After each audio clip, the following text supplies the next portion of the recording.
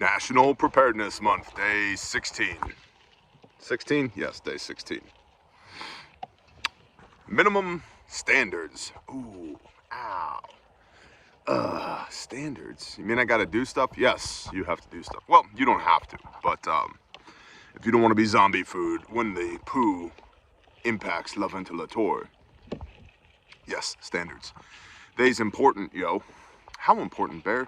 Super duper important. Yes, that's a quote from Bear. Standards are super duper important. What do you mean by standards? That's up to you. You see, yesterday we talked about the network, right? Your people, however, whatever that might look like, your people need to have standards. If you think about it, whether they're implicit or explicit, you already have standards for yourself. You have standards for who you will let hang out with you, right? Who you will let into your life, who you won't. You know, most of us good God-fearing Americans, good to go. Pedophiles, not good to go, right? That's a standard. Things you will tolerate, things you won't tolerate. These are standards. As you develop your network, as you develop your team, your tribe, your mutual assistance group, you need to have standards in place for what is acceptable, what is not acceptable. This can be behavior. We tolerate this, we don't tolerate that. See, because what you tolerate, now I'm talking to leadership, what you tolerate, they will embrace, okay? If you're okay with it, so's everybody else, right? There's a biblical concept for this. You keep sin outside the camp, right? You, all that BS goes over there, not over here, around us and our people. Because we don't want the splashback, right? I don't want any of that nastiness getting on me. Mental, emotional, spiritual, educational, financial nastiness. I don't want that on me. Standards. You're probably like, but you know, I clicked on this video because I want you to tell me what my standards need to be. Not my job. Some things you might consider though, categories that you might consider. Everybody loves gear whoredom, right? We're Americans, we like to buy stuff. Okay. What's the minimum standards that your security team guys have to have? How many mags? What kind of rifle? In what caliber? Can they hit with it? 10-inch circle, 300? Can you do that? It's not as easy as it sounds. Oh yeah, I can do that. From a bench? Or from standing, kneeling, sitting, prone? All positions. In all conditions. What do you mean by all conditions? I mean, it's raining. I hit the damn button again. All conditions. It's raining. It's foggy. It's hot. It's cold. It's dark. 0 to 300. Hit the target. What's the target? 10-inch circle, 300. Why? 10-inch circle right here. A new standard that I have implemented is the 3x5 index card for a target. Why? 3x5 index card. Terminal T, the box. Right there, minimum standard. Can you hit that? Well, why is that important? Because let's say there's a bad guy in amongst people that you love and you have to put a round right here. Can you hit that? And what's the standard on zeroing your rifle? Is it zeroed? At what distance is it zeroed? Because if it's zeroed at 100, what does that make your mechanical head over bore holdover at 15? Because if you have to hit here, now because you're zeroed at 100, you're hitting here. Oh, well, who cares? Shot through the nose, that'll kill a guy. Unless the top of your wife's head is right here, because he's standing behind her. Now you have a problem. See what I mean? Standards. What about a PT standard? If you're gonna be a part of our MAG, you must be physically fit and able-bodied. You're gonna exclude a lot of people if you do that. But, circles within circles, if you're gonna be on the security team as part of our MAG, you must be able to do this, this, and this in this period of time. Well, that's exclusionary. Yeah. But if you can't do it now, when life's good, nobody has fired a round at me today. Hasn't happened, right? Life's good. Life's good. I got water, I got food, I've got fine Nicaraguan tobacco, I've got sheep, right? Wife, kids, people who I love, things are good. You can't rise to that standard now, but you're gonna magically get there when the balloon goes up, when the world ends. Well, yeah, Bear, I'm gonna have more free time to work on me, you know. when the balloon goes up. Oh, okay, got it. Things are gonna get easier. They're gonna get easier when the world ends. My bad, I didn't know that. That's cool. I guess I'm just gonna go get like a nice sectional and a couple of lazy boys to survive the end of the world as we know it. You don't rise to your level of expectation, you fall to your level of training, which gets back to standards, minimum standards, which you then need to train and enforce. Now again, from a leadership aspect, you set the standard and then you must live the standard, because if you don't live the standard, nobody else is going to either. Right? If I'm not at the gym at 5 o'clock in the morning, what reasonable expectation do I have that everybody else is going to be at the gym sometime today? Right? If I'm not busting my ass, working as hard as I can, what reasonable expectation do I have that everybody around me is going to bust their ass and work as hard as they can? I don't have one. If I'm telling people you need to have a minimum of a year's worth of food put up, and I don't, yeah, now I'm disingenuous, right? I'm not believable. Because you shall know them by their fruits, not their words. What do they do? Right? What you do is important. It's way more important than what you talk about. So standards, right? Like, what about in your rucksack, in your bug out bag? Standards. Do you have standards for that? Everybody must have a sleep kit and at least 2 pairs of socks and a change of underwear and a poncho and a way to make fire and a cutting tool, right? Like basics, right? And water in your actual water carrying devices, your Camelbacks, your Nalgene bottles, your smart water bottles, your canteens, your whatever, right? They have to actually be full. That's a standard. See, the other thing is standards are inspectable. Did you do it? Oh yeah, I got water. Cool. Open your ruck. Let me see. Ooh, you don't trust me? Yeah, trust is something that's built over time with reps and sets. If I check your water 16 times in a row and there's always water in there, I'll begin to trust you.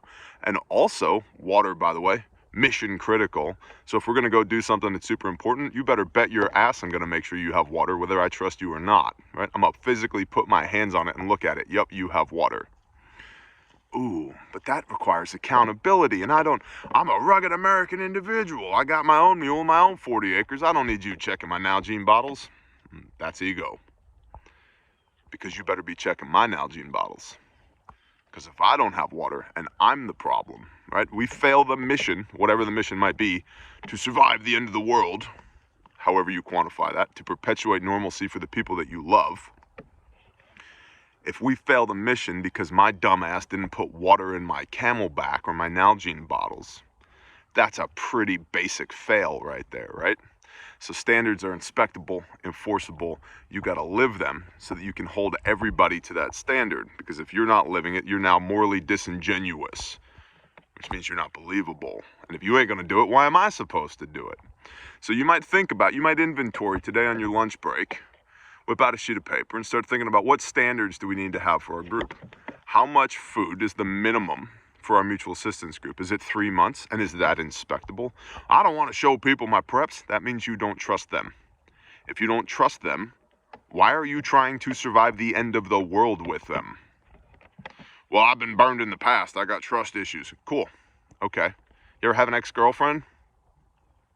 Do you have a wife now? No, I don't have a wife. Okay, well, I guess you're just a lost cause then. You don't trust people and therefore they don't trust you. Got it. It is not good that man should be alone. Genesis. Early in the book.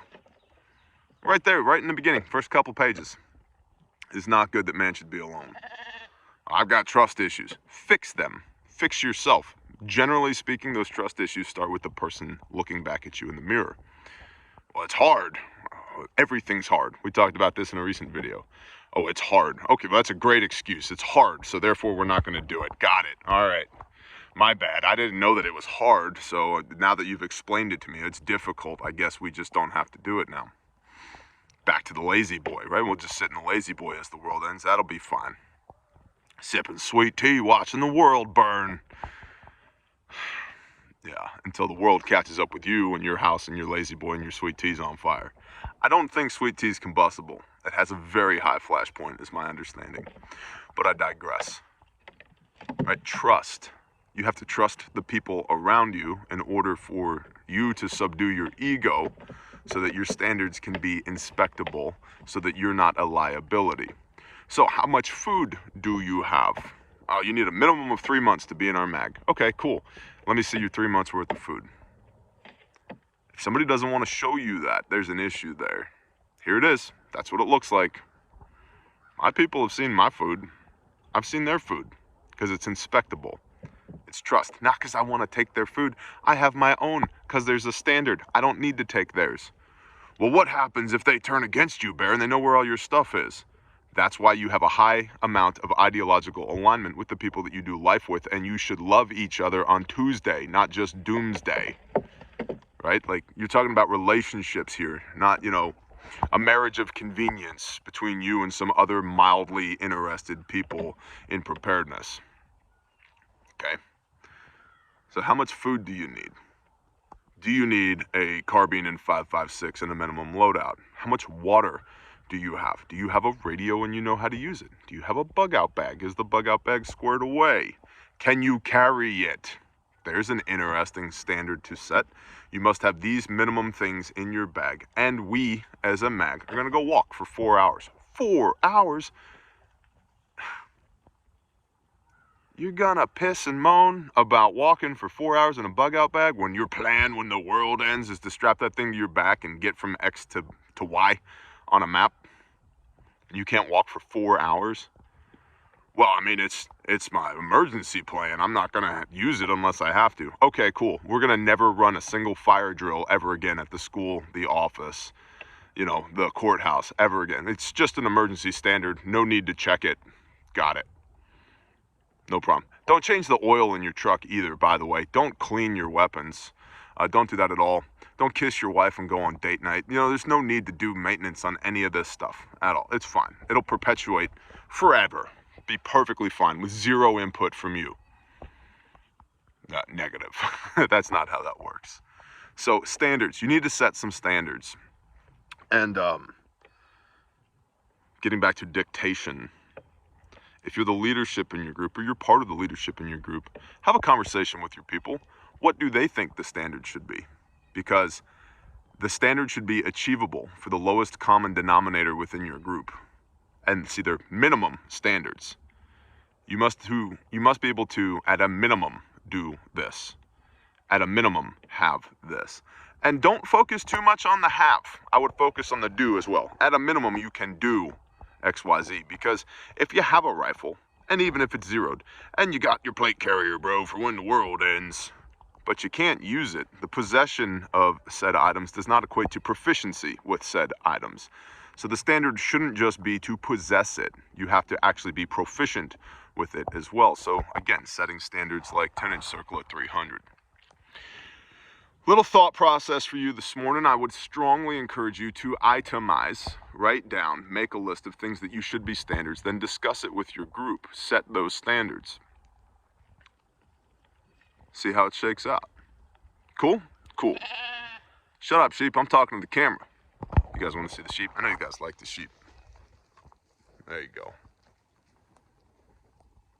See, right here, they've eaten down, but back that way, see where it's green? We've got this Gallagher electric fence right here. Gallagher electric fence. Run all the way back there over to the green stuff. And I know if you're on Patreon, you've probably seen the Gallagher fence videos, but these things are cool. I learned about this from my brother, Cracker turned Torah. It's a giant fishing reel. Dropped my earbud. It's a giant fishing reel filled with electric fence. And it comes preloaded with 10 of these posts with down guys on them on the reel. You stick a post in, you take the tension off, and you just start walking, sticking posts in the ground. When you're done, you turn the tension back on, crank it up a little bit so that you can properly tension the wire. Good to go. Gallagher smart fence. Bear, that's expensive. Yeah, all fencing is expensive. All fencing is expensive. Barbed wire, T-post, field fence, chicken wire, it's dumb. Like, it's all dumb.